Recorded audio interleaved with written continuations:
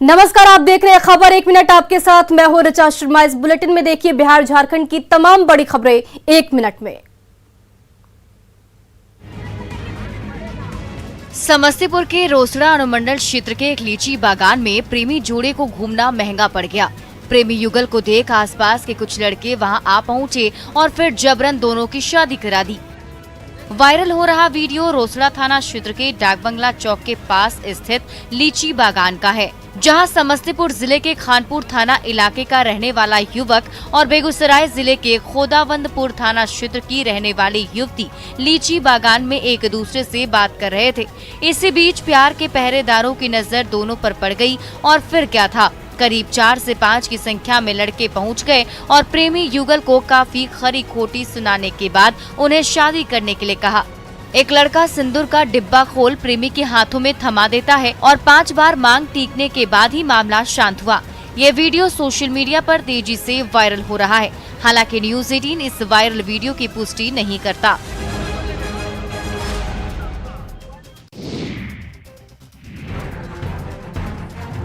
गोपालगंज में गुस्से से आग बबूला ग्रामीण एक दूसरे से ही भिड़ पड़े हैं। लाठी डंडा लेकर एक दूसरे पर टूट पड़े हैं, गालियों की बौछार कर रहे हैं। आसपास मौजूद कुछ लोग दूर से ही मारपीट का नजारा देख रहे हैं, तो कुछ सामने आकर समझाने की भी कोशिश कर रहे हैं। पूरा का पूरा गांव ही रण क्षेत्र में तब्दील हो गया है। लोग एक दूसरे के खून के प्यासे नजर आ रहे हैं।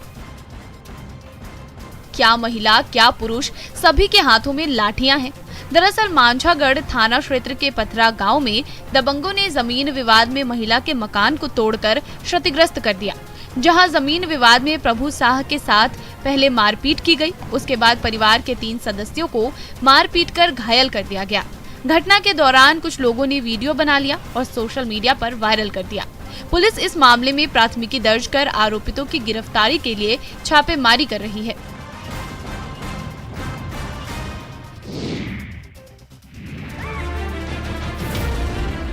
रांची की बेड़ो इलाके में ये हाथी अचानक घुस आया, जिसे देखकर आसपास के इलाके में दहशत फैल गई। हाथी को अचानक आया देखकर गांव के लोग जंगली हाथी को भगाने के लिए पत्थर मारने लगे। हाथ में पत्थर लेकर लोग उसके पीछे दौड़ने लगे। आगे आगे हाथी और उसके पीछे पीछे गांव के बच्चे से लेकर बुजुर्ग तक दौड़ रहा है। इसी दौरान भागने के क्रम में हाथी ने मौके से भाग रहे बच्चे को कुचलकर घायल कर दिया। लोगों ने जब शोर मचाया तब हाथी जंगल की ओर भाग गया। बच्चे की हालत गंभीर है, जिसे प्राथमिक उपचार के बाद रिम्स भेजा गया। बेड़ो इलाके के घाघरा गांव में कोकड़े टोली में आज सुबह जंगल से निकलकर हाथी बस्ती में आ पहुंचा था, जिसने जमकर उत्पात मचाया और बच्चे को घायल कर दिया। आपको बता दें कि गांव के आसपास जंगली हाथियों का झुंड है, जो खाने की तलाश में गांव तक पहुंच जाता है। घटना के बाद से गांव में दहशत है।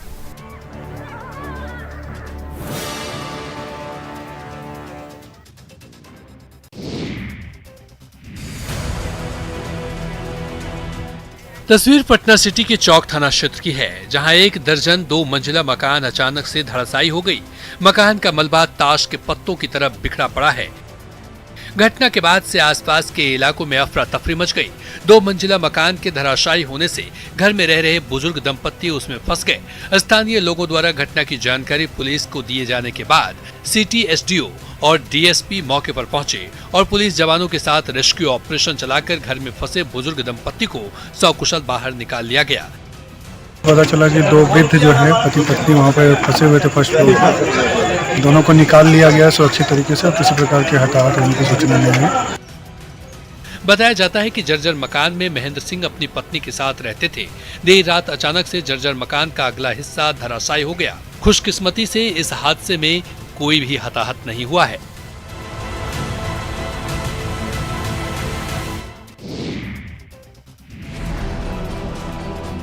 मुंगेर सदर अस्पताल स्थित उपाधीक्षक आवास के पीछे मेडिकल कचरे में भीषण आग लग गई। देखते ही देखते आग काफी दूर तक फैल गई, जिससे आसपास के इलाके में दहशत फैल गया। आग इतनी भयावह थी कि इसे बुझाने के लिए 1 या 2 नहीं 4 दमकल की गाड़ियों को लगाना पड़ा। सूखी झाड़ियां होने के कारण आग दूर दूर तक फैल गई। आग से उठ रही धुएं से आसपास के इलाके में धुंध छा गया। काफी देर तक आग धधकती रही। धुएं का गुब्बारा उठता रहा। दमकल कर्मियों के घंटों मशक्कत के बाद आग पर काबू पाया गया वहीं अस्पताल प्रशासन ने बताया कि आग कैसे लगी इसका पता नहीं चला है। आग लगी या जानबूझकर लगाई गई है, जांच के बाद ही पता चल पाएगा। बता दें कि अस्पताल में साफ सफाई पर हर महीने लाखों रुपए खर्च होता है, बावजूद अस्पताल परिसर के पास मेडिकल कचरे का ढेर लगा रहता है। इसके लिए अस्पताल प्रबंधन कोई पहल क्यों नहीं कर रही है?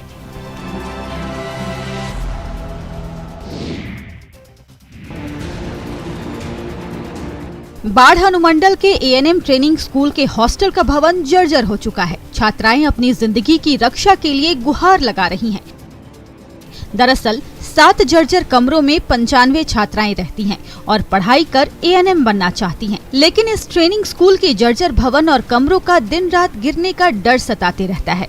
95 छात्राओं के बीच महज 2 शौचालय ही हैं। यही नहीं, 25 साल से इस ट्रेनिंग सेंटर में कोई नया बेड नहीं आया है, गद्दा भी नहीं बदला गया है। ट्रेनिंग करने वाली छात्राओं ने बताया कि 7 टीचर की जगह महज 2 टीचर ही मौजूद हैं।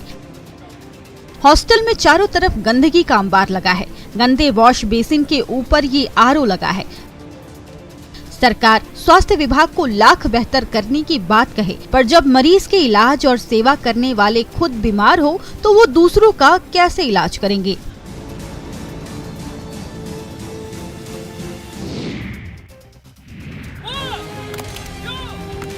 इंडियन आर्मी की वैकेंसी पिछले 3 साल से बंद है। बावजूद बड़ी संख्या में युवा प्रैक्टिस के लिए गांधी मैदान रोज पहुंचते हैं, यही सोचकर कि वैकेंसी निकलेगी। प्रैक्टिस करने वाले सिर्फ लड़के नहीं हैं, बल्कि लड़कियां भी हैं, जो 3 साल से हाई जंप, लॉन्ग जंप और दौड़ लगाकर सेना में जाने का सपना देख रहे हैं। लेकिन वैकेंसी के लेट लतीफी से हर कोई परेशान है। हम लोग सुबह से शाम तक वर्कआउट करते हैं और high jump, long jump, running करने के बावजूद भी वैकेंसी नहीं आती है। इंडियन आर्मी के 3 साल से वैकेंसी कोई नहीं आई है और उसी के हम लोग तैयारी में लगे हुए हैं। वैकेंसी आएगी और हम लोग उसको क्वालिफाई करेंगे। भारतीय सेना का नाम सुनते ही युवाओं का सीना चौड़ा होना लाजमी है। पटना के युवा सेना में जाकर देश की सेवा करने की चाहत रखते हैं, जिसके लिए सुबह शाम बड़ी संख्या में युवा कड़ी प्रैक्टिस कर रहे हैं। कड़ी धूप और गर्मी में भी इनका जोश कम नहीं हुआ है।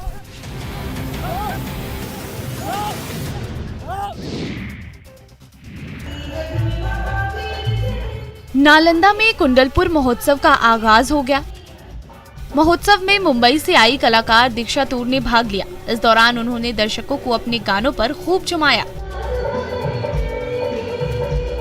नालंदा की धरती पर पहली बार कलाकार सिंगर दीक्षा तूर पहुंची थी, जिन्हें सुनने के लिए स्थानीय लोगों की भीड़ उमड़ गई। लोगों ने रात भर महोत्सव का आनंद लिया। दीक्षा ने झुमका गिरा रे, 7 समंदर पार, कजरारे कजरारे गीत गाकर दर्शकों का खूब मनोरंजन किया।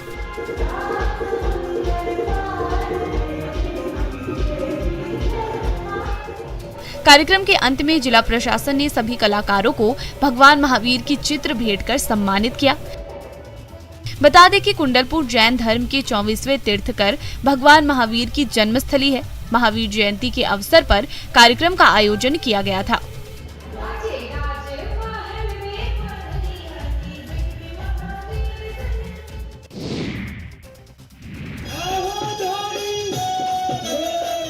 वैशाली महोत्सव की शुरुआत होने के बाद स्थानीय मछुआ कलाकारों ने चैता गीत गाकर समा बांध दिया।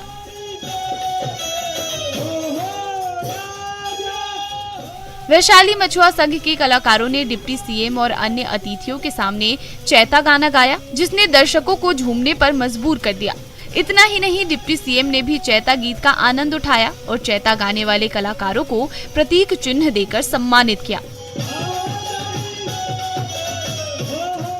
बता दें कि वैशाली महोत्सव की परंपरा रही है कि इस महोत्सव के पहले दिन मछुआ समाज के लोग चैता गीत गाते हैं, जिसके तहत 3 दिवसीय वैशाली महोत्सव का जैसे ही आगाज हुआ, वैसे ही मछुआ समाज के कलाकारों ने बेहतरीन अंदाज में चैता गीत गाकर दर्शकों को मंत्रमुग्ध कर दिया।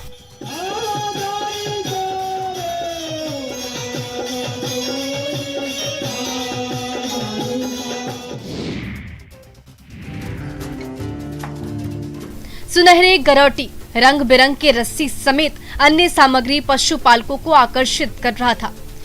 इस हाट में बकरी से लेकर भैंस तक बिक्री के लिए आए हैं। जलेबी, पूरी से लेकर मुर्गा मुर्गी की दुकान लगी हुई है।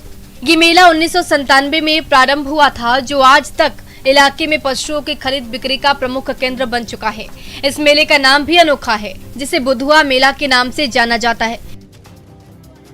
दरअसल हर बुधवार को ये मेला लगता है, इसलिए नाम है बुधवा मेला। लोग अपने पशु को लेकर मेला पहुंचते हैं। यहाँ मोल भाव का जो तरीका था वो अपने आप में अजूबा था। पशु विक्रेता और खरीदार गमछे के अंदर हाथ डाल दाम तय कर लेते हैं, जो वर्षों पुरानी परंपरा को जीवित रखे हैं।